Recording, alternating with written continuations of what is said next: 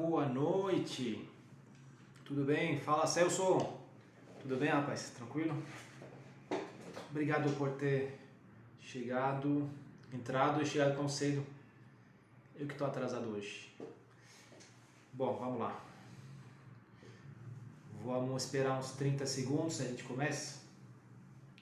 O Antônio Sérgio está no sítio. Ele falou que vai tentar entrar se a internet permitir. Então vamos esperar. Vamos contar até 30. Vai fechar 30 segundos. Ô Miguel, fala Miguel, tudo bem?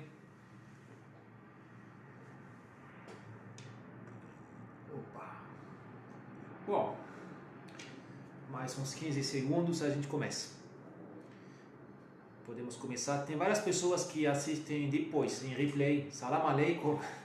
Salam aleikum, Miguel. Tem várias pessoas que assistem depois. O Eric Hoffman também ele assiste depois no YouTube. Hoje não tem live no YouTube. Vou pegar esse vídeo aí, a gravação de hoje, e vou mandar para lá. Vou mandar para YouTube depois. Amanhã, uma coisa assim. Chegou a Luciana e a Fernanda. Fernanda. Opa, Dona Luciana. Bom, então vamos começar porque já estamos com o quórum, digamos, e as pessoas vão entrando e se não vão ver em replay. O tema de hoje é sobre o Afeganistão, como não, depois das imagens muito impactantes, dramáticas desses dias, domingo, segunda. Boa noite, Fernanda. Só que a gente não vai falar do Biden, do que ele poderia ter feito, do que ele deixou de fazer. Boa noite, Luciana.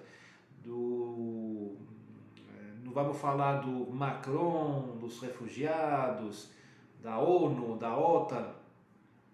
A gente não... Temos que ter um pouco, da verdade, de humildade. A gente não sabe exatamente o que está acontecendo. Só temos pouquíssimas imagens de Cabul. Só que o Afeganistão é um grande país, talvez tão grande como o estado de São Paulo, então ninguém te fala do que acontece agora em Kandahar, Herat, outras cidades, não sabemos. Também não sabemos muito, só escutamos uma voz, os talibãs também a gente não escuta. Além disso,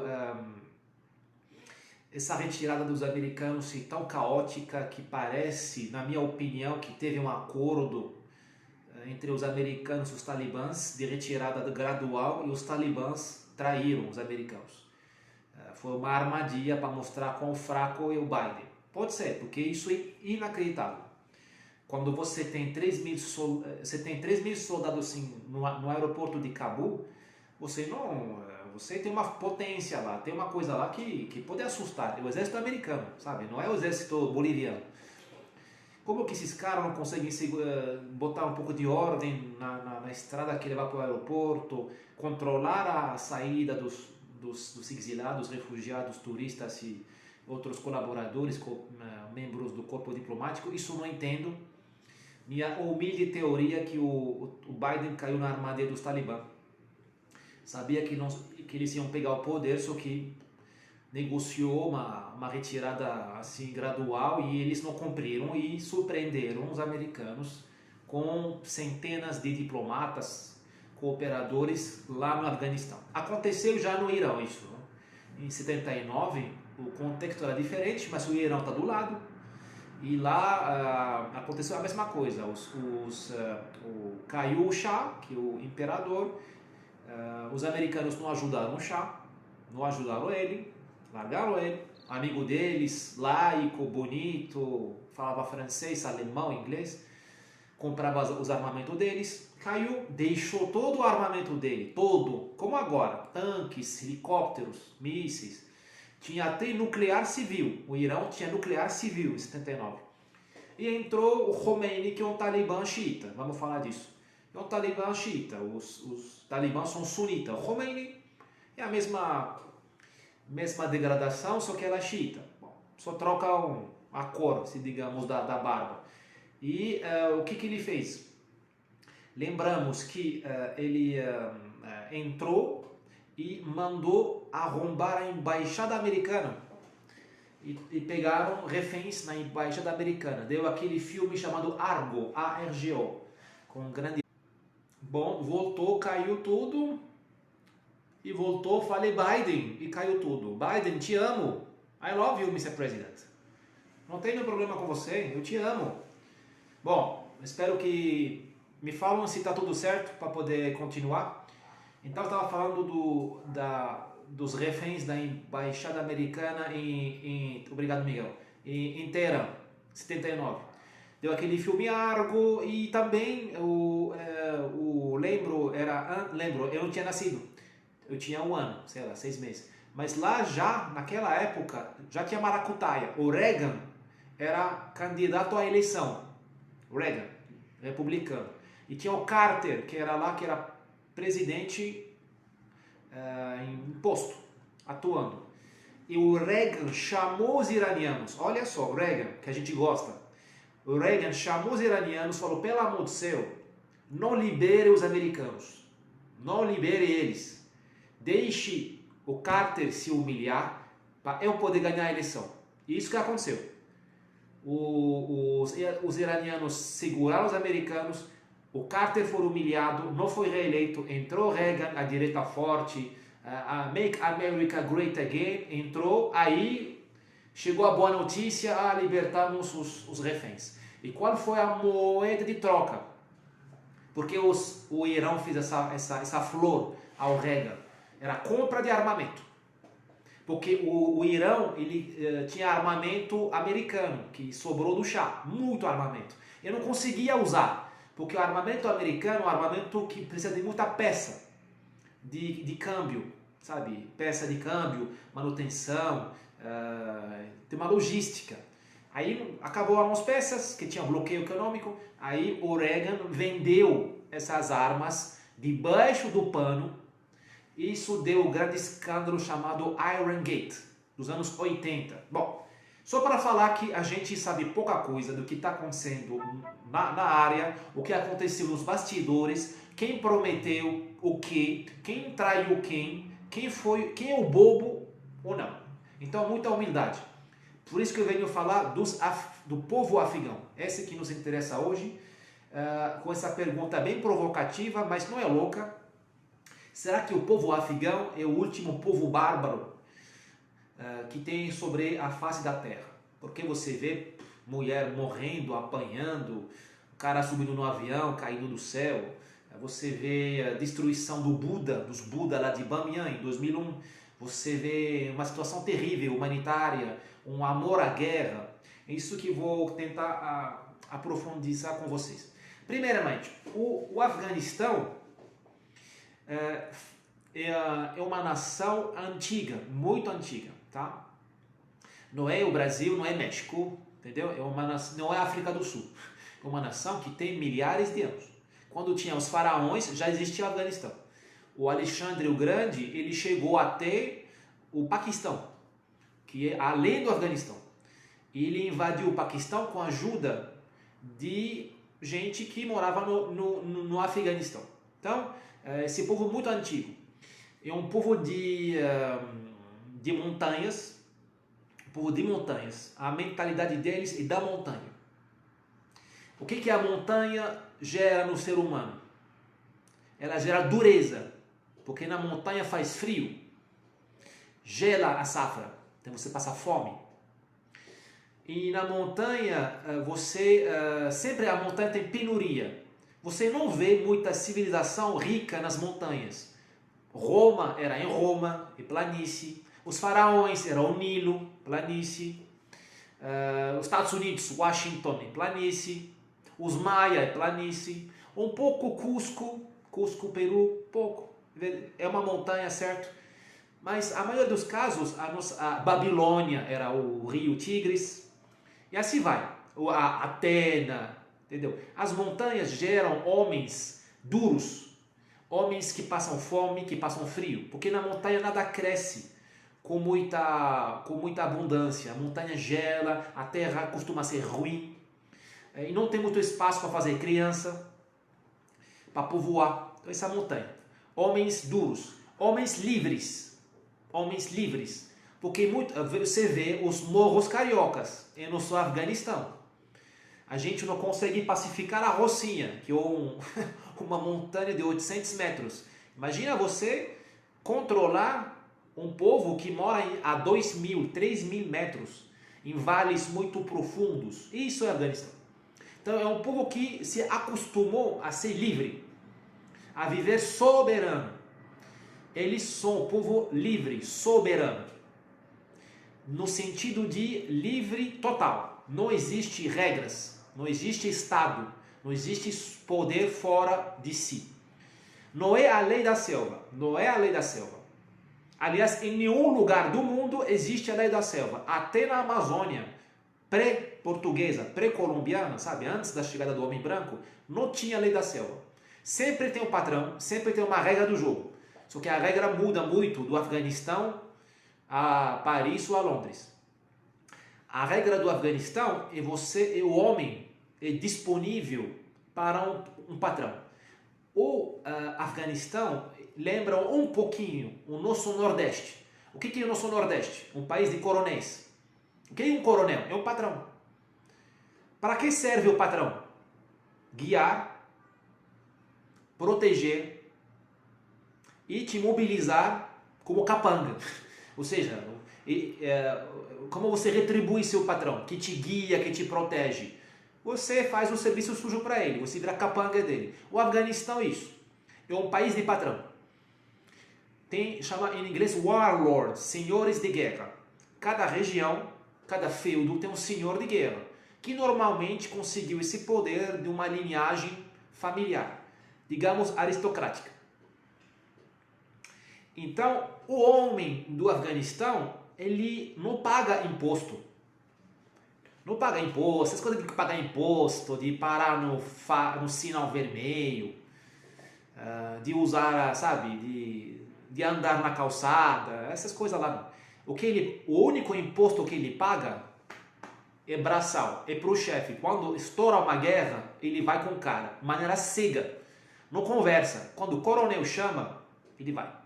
E o que a mídia não fala, eles falam dos talibã. Na verdade, o Talibã é uma franquia, é como o Burger King, é o McDonald's. O Talibã. Não existe um Talibã militar. Existe um Talibã religioso, existe uma seita, digamos. Ok, isso existe. Mas um padre, um pastor evangélico nunca ganhou uma porrada. Quem ganha uma porrada é o guerreiro. O guerreiro Talibã, na verdade, ele é afiliado a um patrão. Por cima vem o Talibã. Esses caras que conquistaram o Afeganistão em 15 dias, parece, eu não sei. Eu, depois do corona e das mentiras da mídia, CNN, Globo News, eu não acredito mais em ninguém. Quando me falam que conquistaram o Afeganistão em 15 dias, eu falo, talvez. Que aqui tem 70 mil homens, Talibã, 300 mil exército afegão, muito armado. Quando me fala que o Biden foi surpreso porque o Talibã entrou, eu falo, talvez. Bom, digamos, mas vamos ter um pouco de certezas. Digamos que o Talibã conquistou em 15 dias o Afeganistão. Quem fez essa luta são homens. Esses homens respondem a ordens de um chefe que eles conhecem. O afegão só responde ao chefe que ele respeita, admira.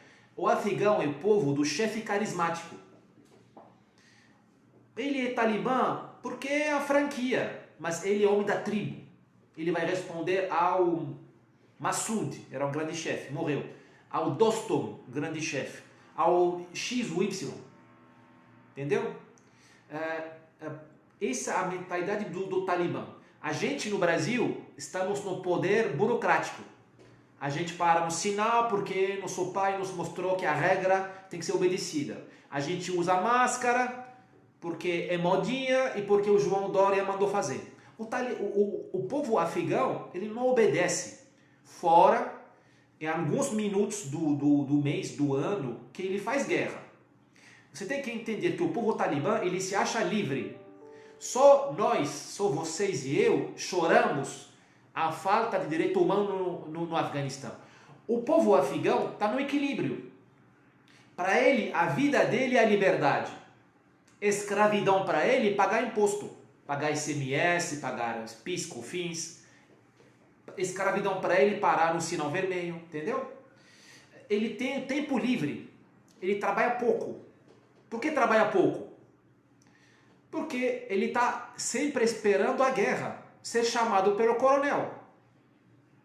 Aí, quando ele vai apoiar o coronel, ele paga o coronel, que protege ele, então ele retribui essa mordomia do coronel, ele retribui oferecendo a força dele, física, mas também é na guerra que ele faz grana. Ele rouba, um povo de pirata. Ele vai invadir o vizinho, a tribo vizinha. O afegão sempre foi o terror da Índia. Aquela Índia dos Marajá, do Taj Mahal, sempre se cagou dos afegãos, sempre, desde o século VII. Tem uma montanha entre Afeganistão, tem uma serra que vai do Afeganistão, Paquistão e Índia, chamada Hindu Kush. Uma grande montanha, faz parte do Himalaia, no sentido assim. O Hindu Kush significa a morte do índio, do indiano, Hindu Kush. Imagina quanta morte teve lá. Os afegãos devastaram a Índia, ou sozinhos, ou a mando dos persas. O persa entrava lá, que é um povo muito civilizado, recrutava o afegão, estamos no século 9, 10, 11, 12, até o século 16. Quem parou o Talibã? O Talibã, quer dizer, o afegão. Quem parou o afegão? O imperialismo britânico, que entrou no século XIX. Aí parou, porque a Inglaterra pegou a Índia. Na verdade, minto, entrou mais louco do que o povo afegão, os turcos. Tem dois tipos de turco. Tem os turcos da Turquia, das novelas que a gente vê. Esse é um povo já civilizado, uma grande cultura. E tem os turcos do Turkmenistão, os uigur da China, os turcos um pouco que tem no Cazaquistão. Essa é o DNA do Gengis Khan. Já ouviu falar do Gengis Khan? Esses conseguiram vencer os afegãos e conquistar a Índia e proteger a Índia do povo do Afeganistão. Desculpe. Então, isso é o povo afegão. Um povo de gente que se acha livre, pronto para a guerra. Pronto para a guerra, guerra civil, guerra externa. Na guerra ele vai conseguir o luxo, vai conseguir aquela produção que ele não consegue produzir. De qualquer jeito, trabalhando ou não, ele não consegue nada, que a terra é ruim. A terra é ruim, a montanha é muito dura, a rocha é difícil, esfria demais, esquenta demais, não tem acesso ao mar, então não tem comércio, entendeu? Então o povo talibã funciona assim, o equilíbrio dele é esse, a pobreza, o subdesenvolvimento, aquilo lá é o equilíbrio dele, a zona de conforto, digamos, do talibã, do povo afegão.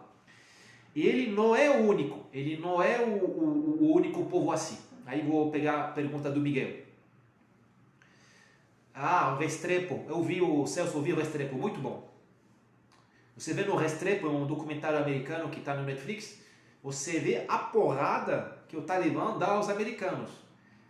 Porque o afegão não tem medo da morte. O projeto de vida dele é fazer guerra. Nós, você, a gente quer escrever um livro, fazer uma família, ajudar o próximo, visitar a Amazônia, sei lá, ir para Roma, sei lá qual é o nosso projeto de vida. Montar uma startup. O projeto de vida do afegão é outra coisa. É fazer a guerra. Porque na guerra ele é livre. Na guerra ele tem a honra. Na opressão do inimigo, ele consegue a honra. Entendeu? Não podemos julgar muito, temos que julgar, mas temos que entender primeiro, antes de julgar. O povo afegão não é uma exceção. O mundo está cheio de reservas, de reservatórios, de viveiros de guerreiros livres. Chechênia, o inferno para os russos. Somália, o inferno para os americanos, mas para outros países. Iêmen, inferno para os árabes. Olha, o Iêmen conseguiu vencer os árabes da Arábia Saudita, para te dar uma ideia dos cabra. Então, o Iêmen é um povo de montanhas, beleza. Secas, não cresce nada. Chechênia, montanhas úmidas, frias, mas também difícil, tudo fechado, robustez, dureza. Somália é um povo de deserto com mar. Você tem o Sinai do Egito, os beduínos lá também, porrada, são muito bravos. Você tem um pouco isso no leste da Líbia, no oeste não, no leste, aí que está a raça guerreira livre. Você tem isso na Albânia, Kosovo, no coração da Europa. A Albânia, Kosovo, povo de porrada, especializado em mercenário. Venezia, do século XIII. Escutem, Venezia, século XIII. Você lê os BO da polícia. Sei lá como chamava na época a polícia de Venezia. As ocorrências. Assalto cometido por pirata albanês. Assalto à mão armada cometido por bandido albanês. No século XII, XIII e XIV. O cara da Albânia atravessava o mar Adriático, subia a 500 km, chegava em Veneza para assaltar. Essa mentalidade do pirata, que não faz nada, descansa o tempo todo e quando precisa de uma coisa ele vai e pega. Você tem isso no norte da África, no Marrocos a gente temos os povos, os bereberes, tem uns povos bravos, de montanha, de seca, de penúria, que são excelentes guerreiros. Os marroquinos libertaram a Europa do nazismo. Baixo a bandeira francesa. Até os americanos, quando os americanos, o Eisenhower, Patton, olhou para os marroquinos em 43, 44, ele falou, que esses caras? Chinelado. Meu avô lembrava o Talibã. Olho verde, grande, seco, sem vacina. Meu avô não vacinou, viu?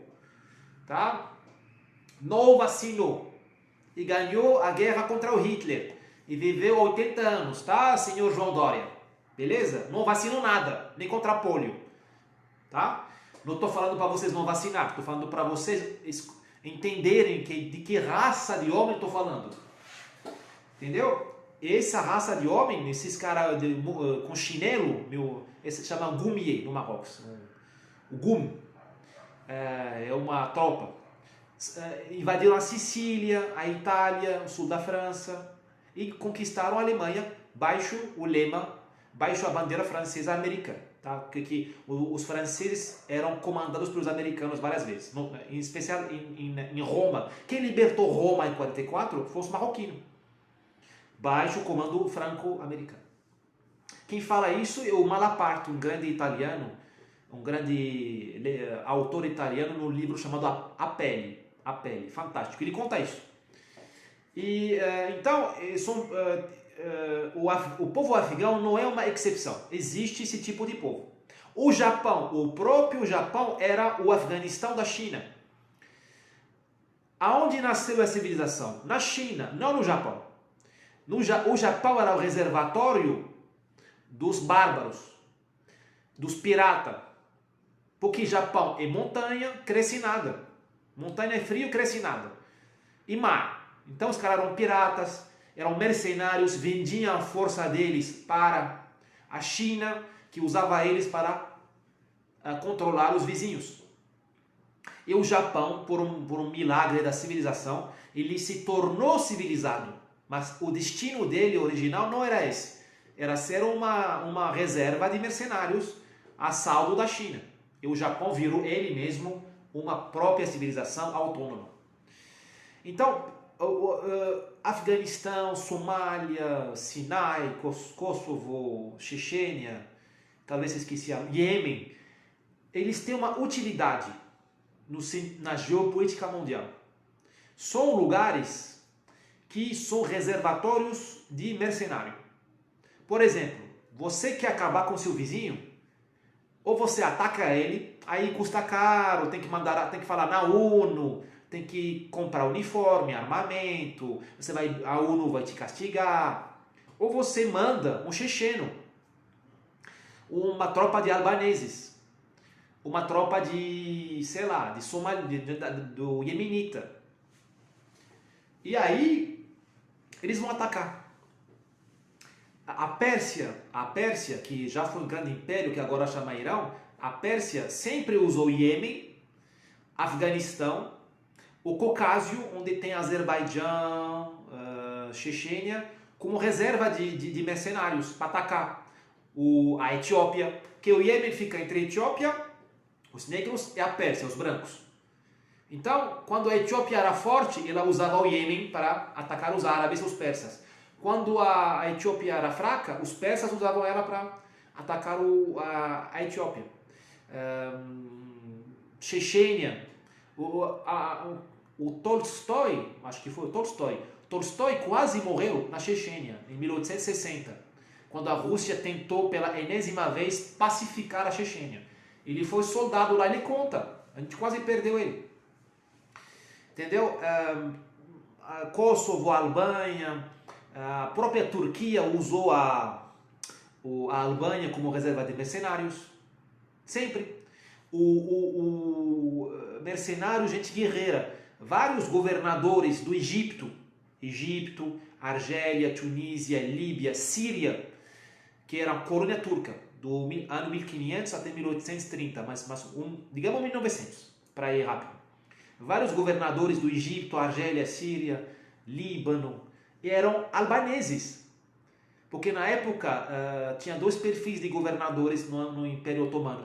Tinha os militares da porrada e tinha os escribas, essas coisas. Então, vários governadores de perfil militar, digamos, da ala militar, eram albaneses, que eram bons de porrada e não tinham piedade. Porque o povo afegão é um povo xenófobo. Ele é orgulhoso dele. Ele não quer ser brasileiro. O povo afegão, ele não quer ser francês, não quer ser indiano, ele não quer ser russo, não quer ser japonês.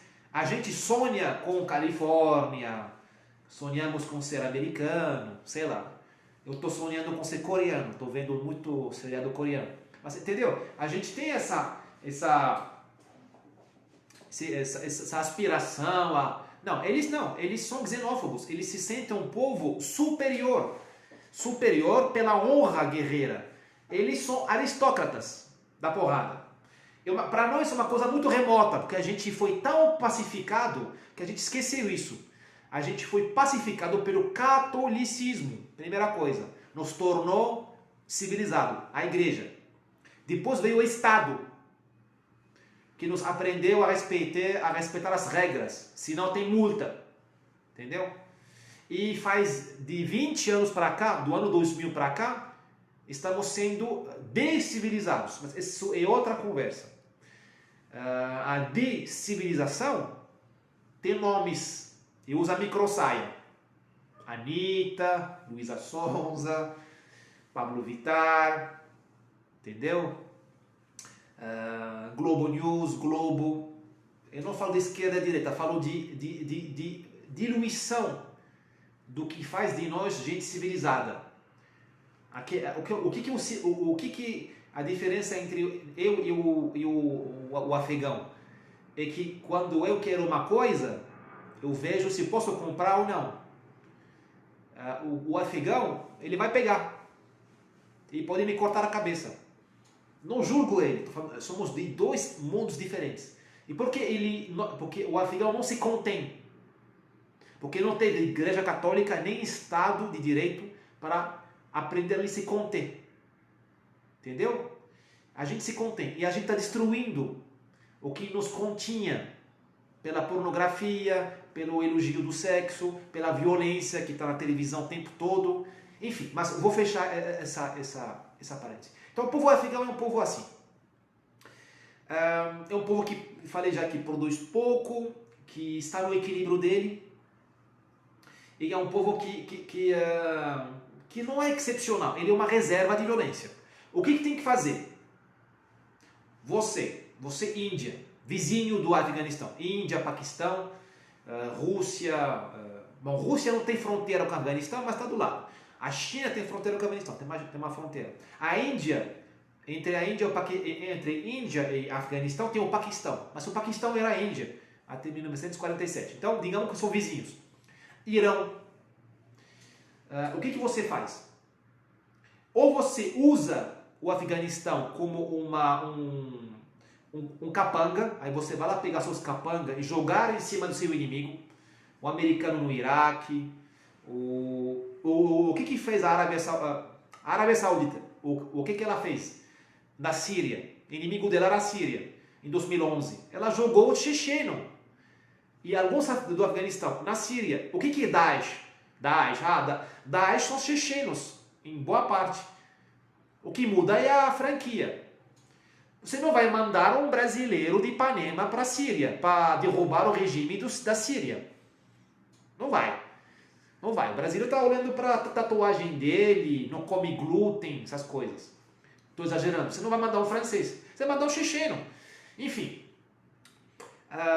Então, se você é vizinho do Afeganistão, você usa ele como uma reserva de capanga, para você ferrar com seu vizinho. Se você é os Estados Unidos, a China, a Índia, a França, quando a França era uma grande potência, você pode usar o Afeganistão como uma armadilha, uma fossa.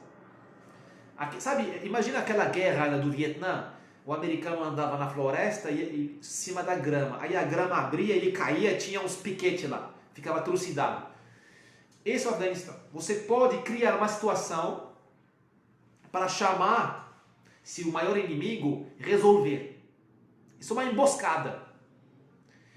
Você cria lá uma situação onde a mulher apanha, onde a criança apanha, grandes massacres, aquela emoção global. Aí vai lá um cara, Estados Unidos, China, Rússia, França, Inglaterra, para salvar a humanidade, salvar as mulheres e as crianças, direitos humanos.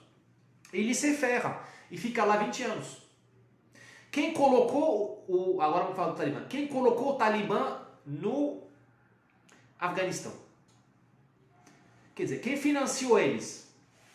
A Arábia Saudita. Nos anos 90. Quem financiou os Talibã? A Arábia Saudita. O que aconteceu em 2001? Atacaram as Torres Gêmeas. Gente da Arábia Saudita. A maioria dos terroristas do 11 de setembro eram da Arábia Saudita. Não eram do Iraque, nem do Marrocos, nem da Síria. Eram da Arábia Saudita.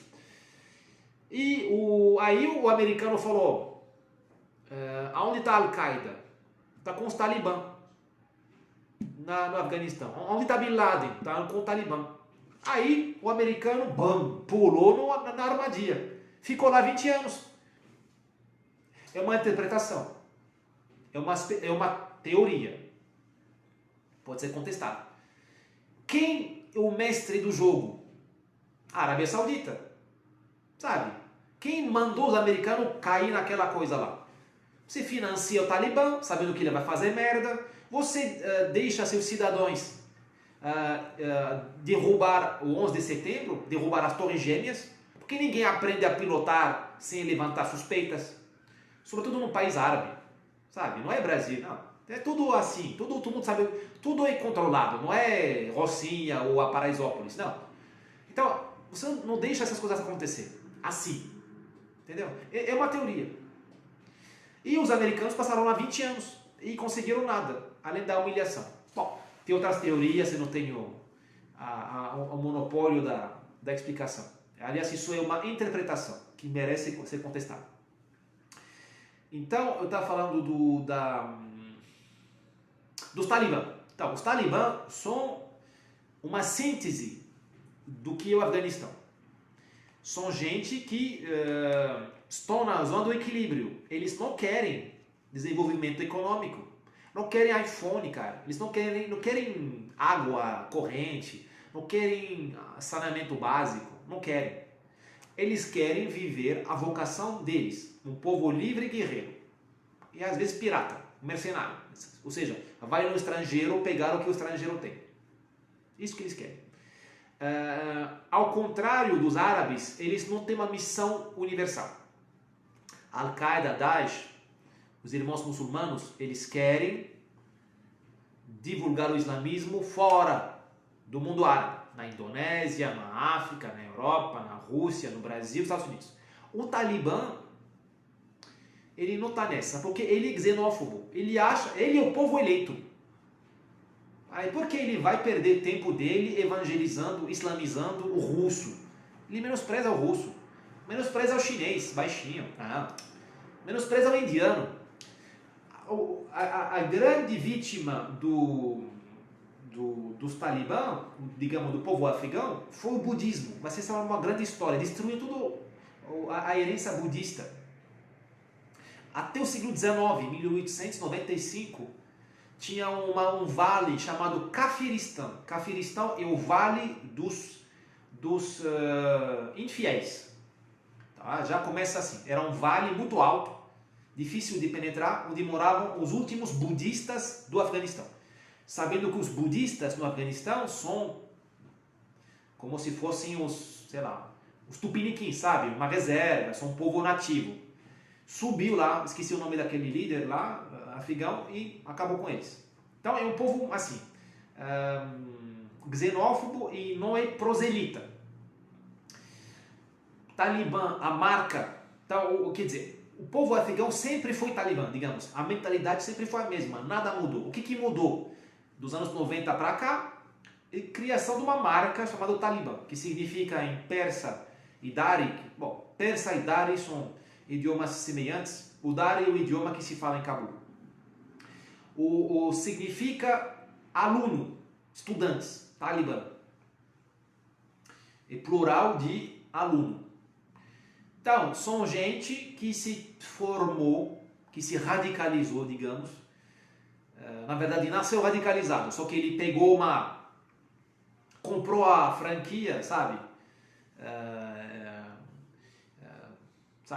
Colocou o chapéu comprou um nome em escolas de Alcorão, escolas religiosas, que chama Medersa. Medersa significa escola, em árabe, em dari e pashto, e persa. Então esses caras se juntaram aos muçulmanos do Paquistão, e no Paquistão exatamente tinha uns clérigos muçulmanos que que criaram esse nome de Talibã, uma ideologia muito fraca, não tem nada dentro, é o islamismo radical de sempre. É um prato de micro-ondas, sabe, aquele miojo, é um miojo. Não inovaram em nada. Só colocaram o Talibã. Talibã. Aí, do Paquistão, eles entraram no Afeganistão e quase continuidade territorial. A fronteira está muito fraca, está muito assim, não existe fronteira, sabe? Ela é oficial, mas não tem guarda, não tem nada. E foram para Kandahar. E lá em Kandahar, esses alunos de teologia, digamos, de islamismo, encontraram o nacionalismo pashtun. O que é o pashtun? O pashtun é uma das etnias principais do Afeganistão. Que a gente fala o afegão. Ok, tem vários tipos de afegão. Eles têm a mesma cultura, mas têm etnias diferentes e às vezes até linguagem diferentes. Você tem basicamente os pashtun, que são do sul. Você tem os Hazara, que são de Cabul. Vocês têm os Tajiks, que são uma etnia do norte, que vem do Tajiquistão, mas são afegãos. Aí você tem umas microetnias também, que esqueci, tem os Baluch, que vem do Baluchistão, não vou entrar nos detalhes. Tem alguns Kirguiz e esqueci. Bom, tem muita coisa. Mas os grandes grupos são Tajik, Hazara e Pashtun. Os Pashtun se sentem acima dos outros. Eles têm como se diria, é a Prússia do Afeganistão, sabe? Bismarck.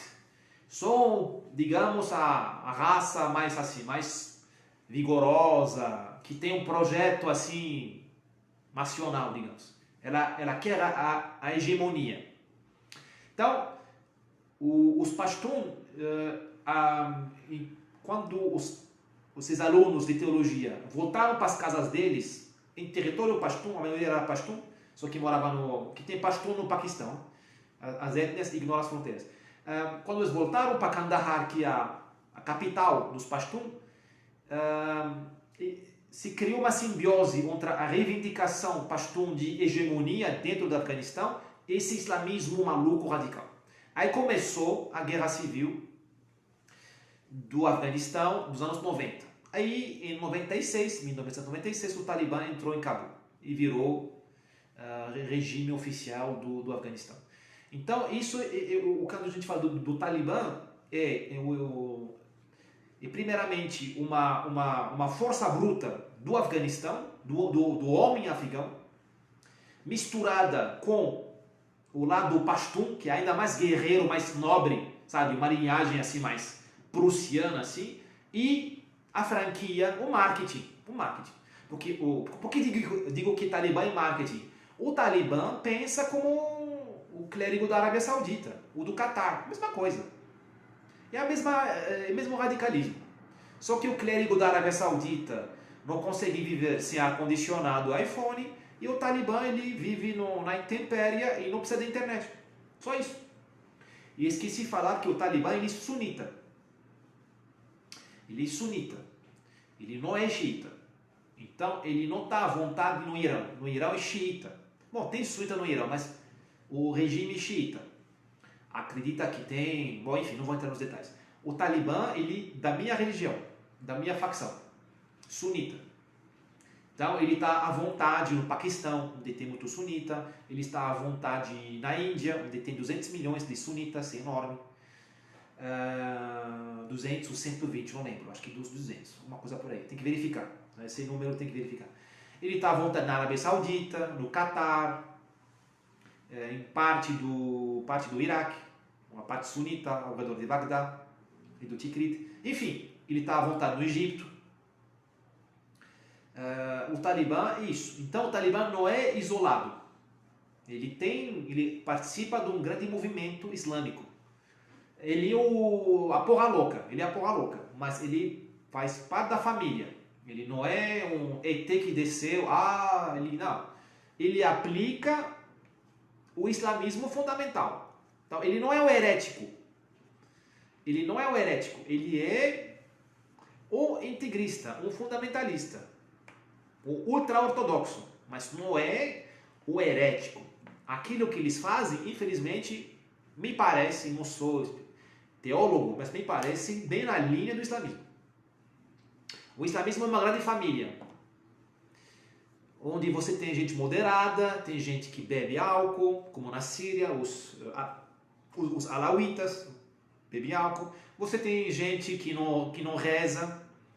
Você tem gente que é muito radical, como os talibã.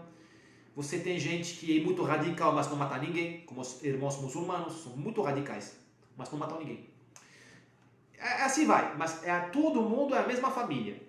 Você tem os espíritas, os sufistas, esses não querem ouvir falar de política, de dinheiro, de mulher. Eles só querem falar, ficar fazendo assim. Os derviches ficam rezando, são nossos místicos. Mas tanto eles, os místicos, como eu, como os secularizados, digamos, os modernistas, os irmãos muçulmanos, talibãs, Daesh, a gente faz parte da mesma família. Isso não é um problema, isso não é uma vergonha para mim. Porque numa família sempre teve problemas. Abel e Caim, entre irmãos, teve guerra civil. Então, uma família assim. Então, por isso que os muçulmanos não conseguimos combater o Talibã. Além de ele ser totalmente chapado, duro de vencer, louco, a gente não tem argumento teológico, porque ele aplica o que está no islamismo. A gente que é o herético, num certo sentido, ele é ortodoxo. Como que eu que bebo caipirinha, explicar para o Talibã que ele é louco, que não tem que bater na mulher dele? Ele fala, amigo, para de beber caipirinha, entendeu? Senta aí, reza comigo, a gente conversa. Acabou a conversa. Por isso que ninguém consegue... Aliás, qual país árabe, o islâmico, condenou os talibã. Qual país árabe fez um comunicado domingo, segunda, ontem, hoje quarta, condenando os talibã? Nenhum. Nenhum, porque não tem argumento. Não tem argumento teológico. Não tem. Eles estão aplicando. Podemos debater sobre detalhes. Por exemplo, a mulher que traiu o marido é 25 lapidações ou 50? Podemos conversar sobre isso, mas a lapidação está no Código Penal Islâmico. Acabou o papo. Então, não tem conversa teológica com eles. Eles sempre vão ganhar. Tem outra conversa. Você tem que ir lá, quebrar a cara deles e depois, quando você coloca seu fuzil aqui, você negocia com esses caras. Você não vai negociar assim. Enfim, essa é a minha única opinião. Não sei qual horário é. São 20h50. O que eu queria falar? Sim, para concluir, eu acho que o Afeganistão, como um povo no geral, é uma barbárie. E na minha boca, a barbárie não é uma pejorativa. O que é o bárbaro? É o estrangeiro, é o outro, ele é o diferente. Ele é o cara que não comparte seus valores, o que você chama de civilização. Não comparte seus valores, não comparte seus costumes. Só isso. Esse é o bárbaro. Então, eles são úteis para nós, ocidentais, brasileiros. Porque o Talibã nos fala que a gente é único. A gente respeita a mulher. A nossa mulher usa biquíni. A gente respeita o homossexual. A gente respeita a pluralidade. A gente eu ia falar, a gente não tortura, né? Infelizmente a gente tortura, vamos ver depois.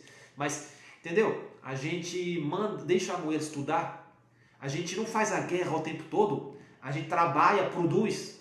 O Afeganistão não produz nada, entendeu? Então, eu agradeço ao Talibã nos lembrar que existe outra coisa do que nós.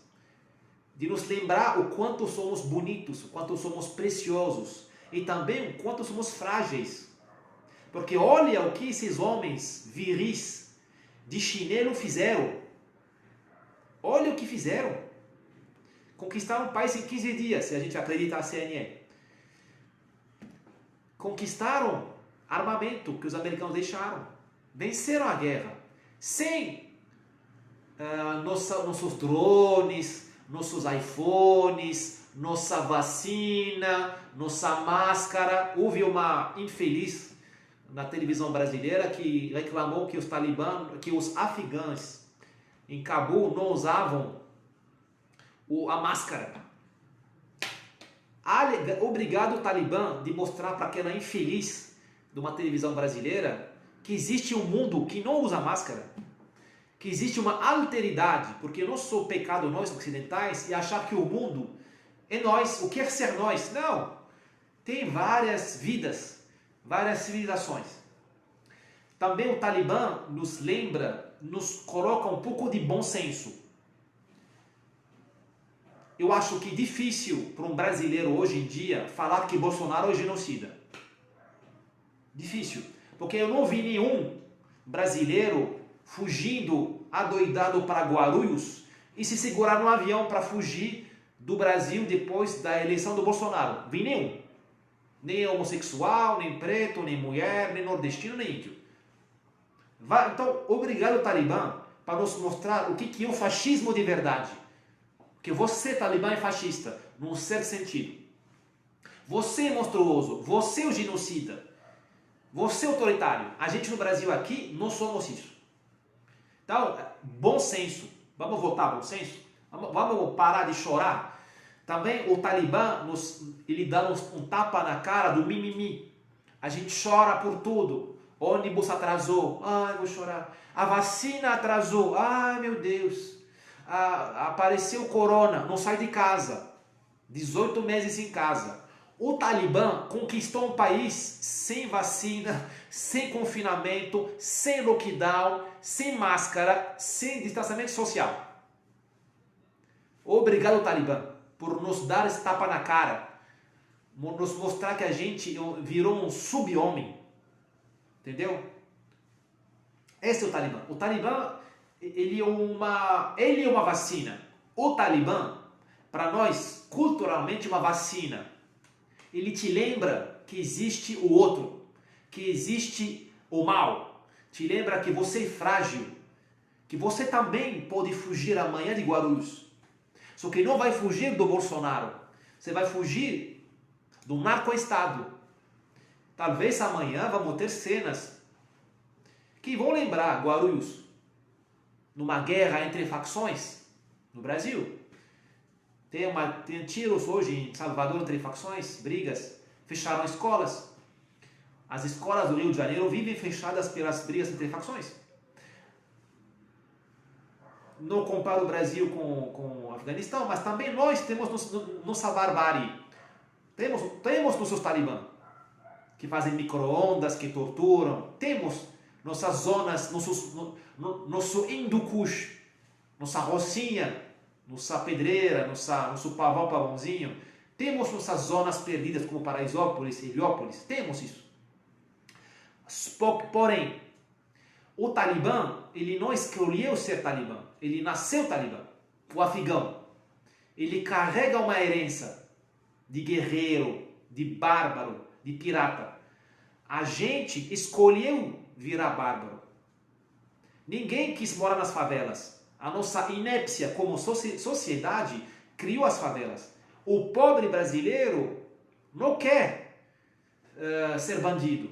Ele não quer morar no meio dos bandidos. Ele não quer morar baixo o tribunal do crime. O pobre brasileiro, ele quer democracia de verdade. Ou seja, Estado de Direito. O pobre do Brasil gosta da polícia dele, apesar do que fala a esquerda brasileira e a mídia.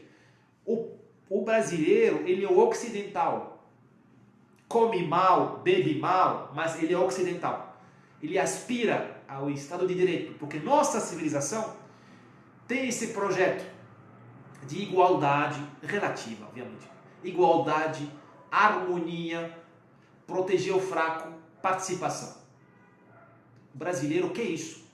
Então, aquele brasileiro que a gente transformou em talibã, o colocamos baixo o domínio dos nossos talibãs, PCC, Comando Vermelho, essas coisas, esse brasileiro é uma vítima. E nós criamos isso. Nós escolhemos a barbaridade, a barbárie. Nós destruímos a nossa educação. O Paulo Freire não fez golpe de Estado. O Paulo Freire nunca entrou numa escola com o Kalashnikov e falou: ó, filho da puta, você agora vai fazer isso e isso. Não.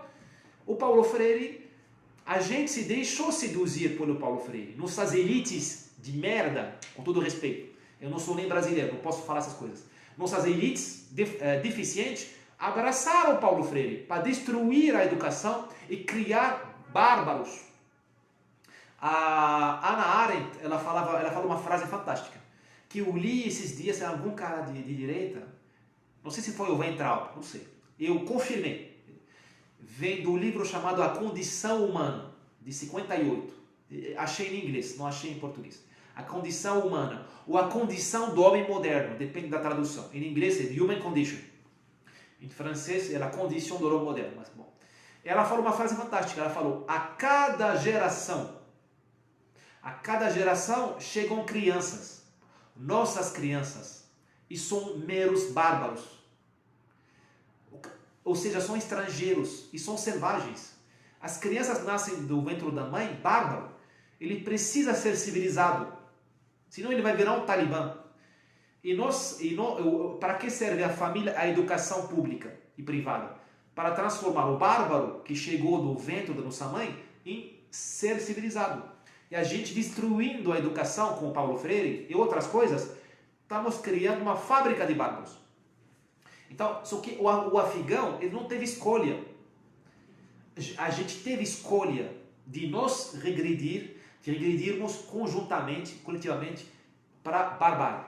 Então, duvido que um dia a gente tenha um colapso como o do Afeganistão, mas podemos ter cenas que vão lembrar isso de maneira local ou talvez de maneira um pouco mais regional.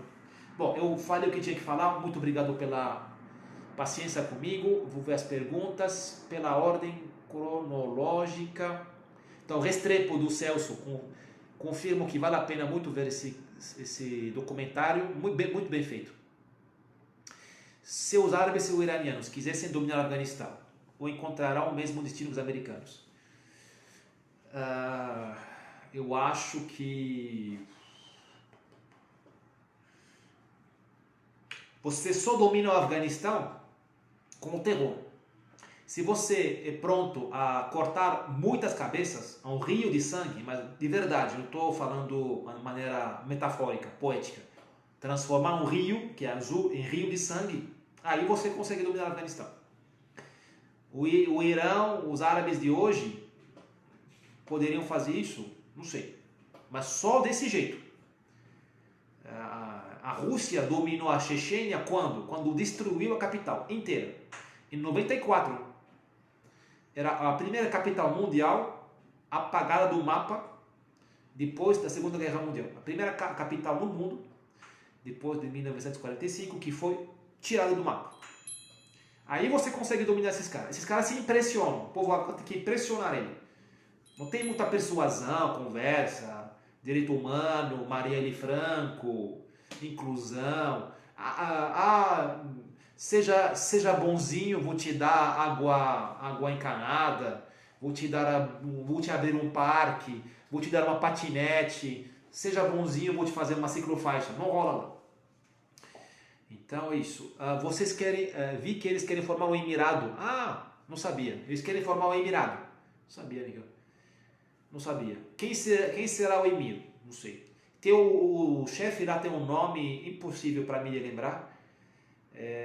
Chama... Jihadullah, uma coisa assim. Zaif Jihadullah. Bom, não sei, cara. Eu não vou... Não sei. Não sabia que vão... Eles são colegiados, sabe, o Talibã. Por que são colegiados? Como eu falei, o Talibã é uma franquia. Dentro você tem warlords, senhores de guerra. E, graças a Deus, esses caras sempre brigam entre eles. Aleluia! Lembra muito o Rio de Janeiro, sabe? Contra o Comando Vermelho, ADA, sei lá, milícia. Aleluia! Graças a Deus, senão o Rio seria já um narco-estado ou um narco-cidade. Já seria, sabe, da Barra da Tijuca até o Leblon. No Afeganistão tem isso. Daqui a pouco eu vou começar a brigar entre eles. Eu acho. Não sou especialista do Afeganistão, mas eles costumam sempre brigar entre eles. E o que acontece? Se vender. Aí o cara do oeste vai se vender para a Arábia. O cara do centro vai se vender para Catar. Como ele se vende? Ele entra no payroll, ele começa a receber $1 milhão por mês. Esses são os preços desses caras. $1 milhão, 10 milhões, 50. Aliás, eu sei que o exército afegão, os generais, coronéis, ministros receberam grandes valores, grandes quantias de dinheiro em dólar para não combater. Só que quem pagou esse dinheiro? O Talibã não tem dinheiro, não tem petróleo, não tem nada. Quem pagou? Quem tem o dinheiro na região? Quem tem grana? Quem tem gás? Quem tem petróleo? Tem que olhar, follow the money, como se fala. Follow the money, o source back, como se fala em inglês. Follow back, o source the money. Que nem o salmão, ele sobe o rio, a contracorrente. Então, tendência, na minha opinião, eles não vão se deslocar, mas vão começar a brigar entre eles e vai ter facções. A facção que vai com a Arábia Saudita, a facção que vai com o Catar, uma vai com o Paquistão. Não falo do Paquistão, mas o Paquistão tem um grande... a polícia política do Paquistão, ISIS, Interagency Service, enfim, o serviço segredo do Paquistão, ele tem uma grande contribuição nos Talibã. Mas ele vai, na minha opinião, controlar uma facção dos Talibã. Então vai ter assim, vai virar tipo uma CPI do Covid, sabe? Tem MDB, tem o PT, tem os amazonenses, tem o nordestino, e assim, sabe? Mas todo mundo vai comer. E que nesse período do Covid, lá em Brasília, tá todo mundo pago. Todo mundo tá pago. Todo mundo recebe auxílio odontológico, reembolso pleno, convênio médico ultra chique, todo mundo recebe auxílio moradia em Brasília, todo mundo tá pago. Mas, estão brigando, mas forma o mesmo projeto político, sabe? Investigar a Covid. O Talibã é a mesma coisa, eles vai ter essa deslocação, mas para eles o povo afegão se desloca, por quê? Porque não tem projeto nacional, eles não querem fazer trem-bala, eles não querem fazer telefonia 5G. Então para que unificar a nação, criar um comando único, para quê? Sabe, não tem um projeto comum. O bem comum não existe no Afeganistão. Existe a soberania e a liberdade. Mas acabou a guerra, acabou a conversa, todo mundo volta para si, sabe? Volta para sua própria família, seu próprio vale, suas coisinhas. E esperando a próxima alerta. Pensa num bombeiro, sabe? Num bombeiro, esperando o alerta, a sirene. De alerta em alerta, tá lá descansando, treinando também, entendeu? Não quero comparar o bombeiro com o Talibã, mas estou dando essa imagem.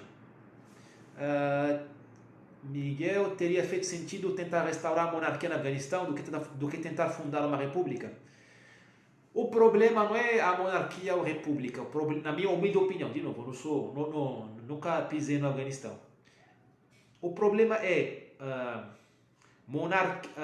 o chefe de Estado nesse tipo de país não manda muito. Quem manda são os warlords, as regiões. Então, o monarca, o presidente da república, ele vai ter que pagar esses warlords para obedecer para ele. Isso que aconteceu com Najibullah, que era presidente da república. Ele pagava. Imagina o Bolsonaro pagar $1 milhão para o Dória, cada mês para o Dória manter a paz. Para o Dória não atacar Brasília. Imagina isso. O Bolsonaro pagar $10 milhões para o Eduardo Leite, lá em Porto Alegre, para o Rio Grande do Sul não fazer secessão e atacar Brasília. Isso que aconteceu.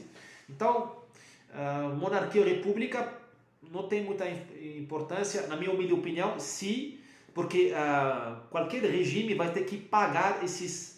Os americanos chamaram eles de elders, os sábios, mas não são os elders, são que nem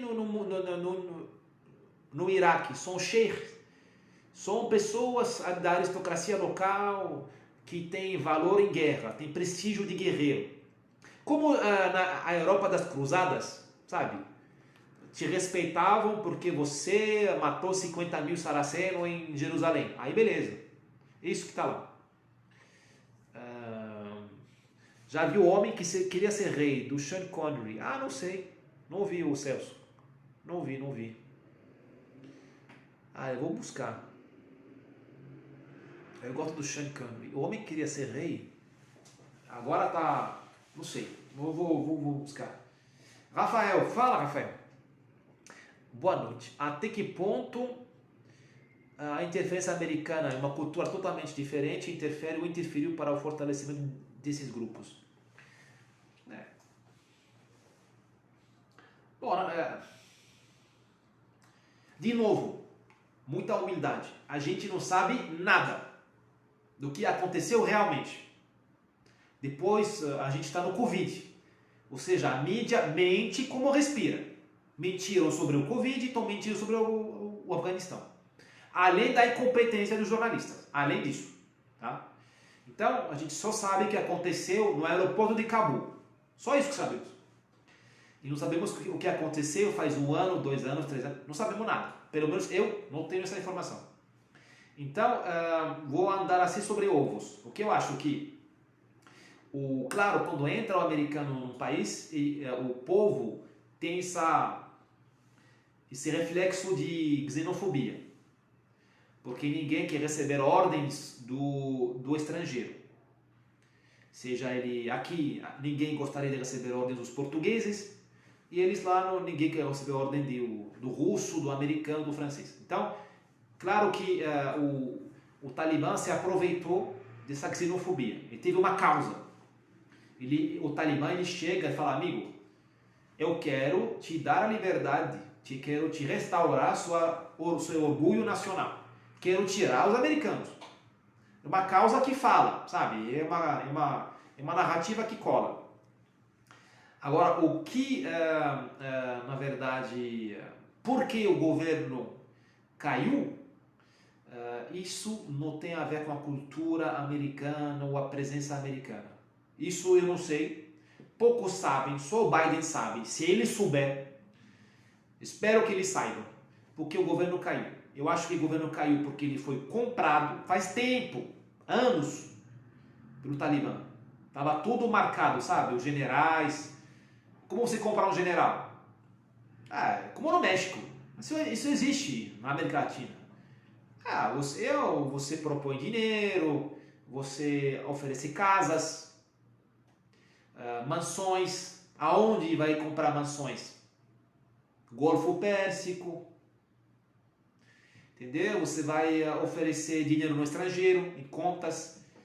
Você vai também, quem não quiser ser comprado, você vai matar a família dele, no vilarejo dele, lá na puta que pariu. Ou você vai sequestrar a família dele. Isso aconteceu já no Afeganistão. Eles, por exemplo, forças especiais, eles fazem um mapeamento. Aconteceu na Síria isso também. Eles fazem um organigrama. Quem é o chefe do BOP? Coronel, sei lá, Nasrallah. Quem é o vice-chefe? Capitão Najibullah. Vamos comprar. Cada um se compram. Beleza. Quem tem um primo, um irmão, uma filha e tal. Sequestra. Lá no vilarejo. É um povo rural. Não mora muito na cidade. Lá no vale. Aí, Snapchat, foto, mostra a mãe dele sequestrada, o filho. Aí o cara...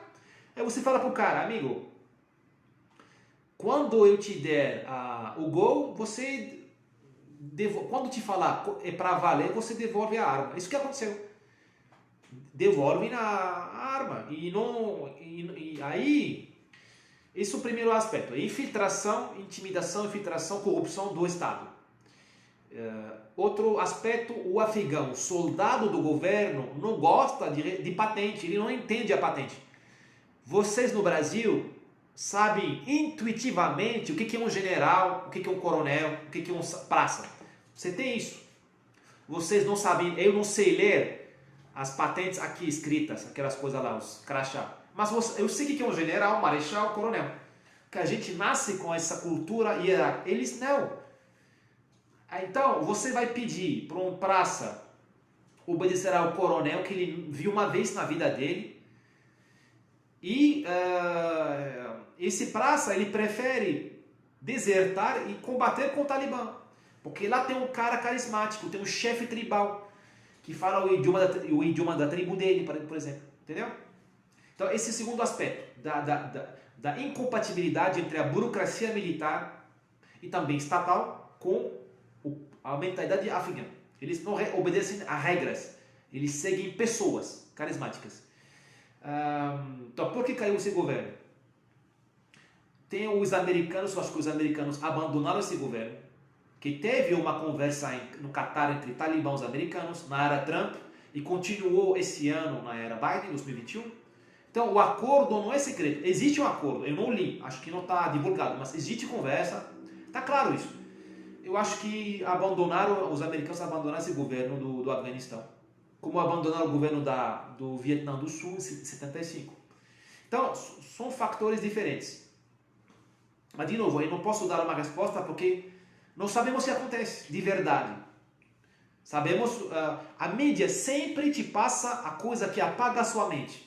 Quando você vê uma pessoa caindo do avião a 1000 metros de altitude, sua mente apaga, vira sua emoção. É de chorar, aquilo lá do aeroporto de Cabul, aquela desgraça, desespero, de chorar.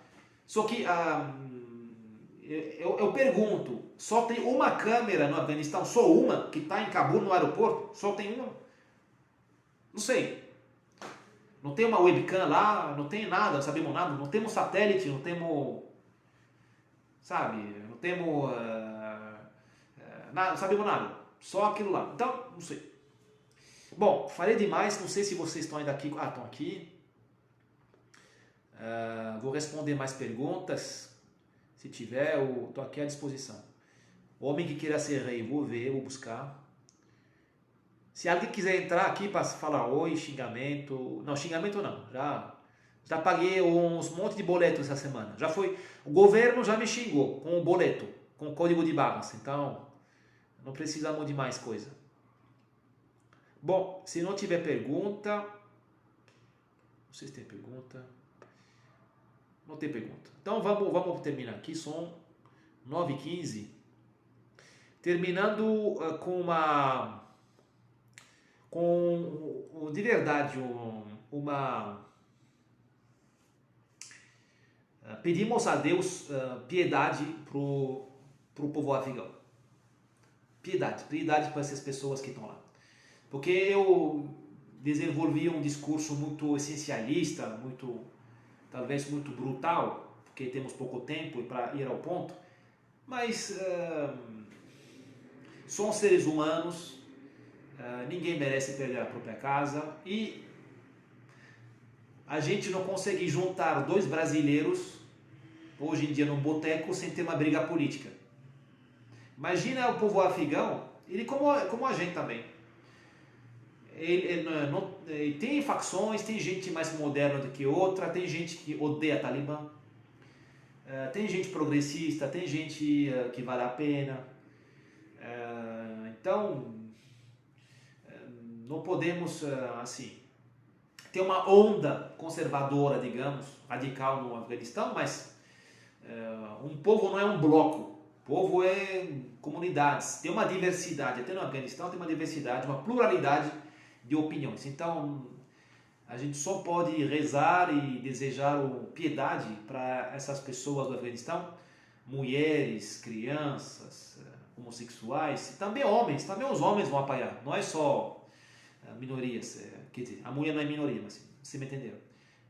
A gente quer piedade para todo mundo e que Deus proteja o Brasil e que nos proteja nosso Estado de Direito e nossa civilização, porque todos poderíamos viver o que o Talibã, o que o afegão está vivendo agora, um grau ou outro.